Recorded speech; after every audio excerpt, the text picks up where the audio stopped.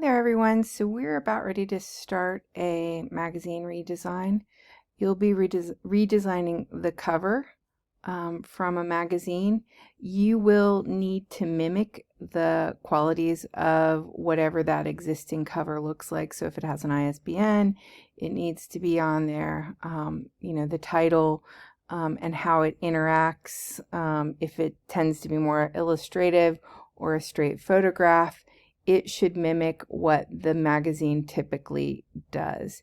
Now, this is the only time I'm actually ever going to ask you to mimic something. And the reason why is because we're working within the magazine's set standards. We have to work within it so that they know that we understand when somebody looks at your portfolio, that you understand that this magazine has guidelines that have to be, held to when designing the cover. You are also going to be doing an ad for this magazine. This is an example. This is another example of an ad. These two guys are covers. You're also going to be doing 6 pages. Now I'm only showing you the first 2 here, but you will be doing 6 pages of an article. So when you go and find your magazine that you're going to be redesigning and you need to buy a physical magazine, make sure that it has 6 full pages.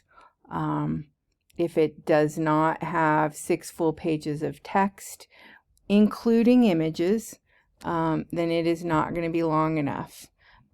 Make sure that make sure your magazine has a full page ad. Because again, that's going to be something that you're going to need. And make sure that the cover is something that you're going to be interested in redesigning. For some magazine covers are ugly, and if you choose a magazine cover that has guidelines that are ugly, your cover is going to look ugly. So make sure that you pick something that has style and interest. You are required to use photographs. In this, it cannot be fully illustrative, but I am open to where those photographs exist, whether it's on the cover art and the ad or whether it's within the article, but it can't be all of them. So those are the things you need to think about as you go out and look at magazines.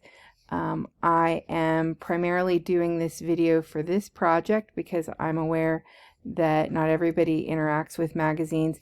It is expected in the design program that if you don't have an understanding of the thing that you're going to be designing for, that you go out and take a look at what it looks like, what visual hierarchy looks like for things as important as your title, how it becomes clear to the viewer what is, the start of an important main article.